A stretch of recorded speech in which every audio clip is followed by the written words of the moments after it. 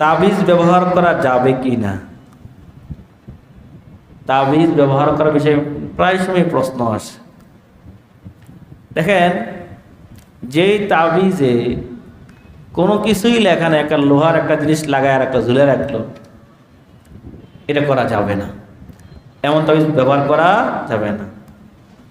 আবার যেই তাবিজে লেখা আছে কোরআনের আয়াত বা হাদিস, কিন্তু এই লেখাটা সে মনে করে এটাই আমারে ভালো করবে, তাহলে এটাও শিরিক, এই করা যাবে না।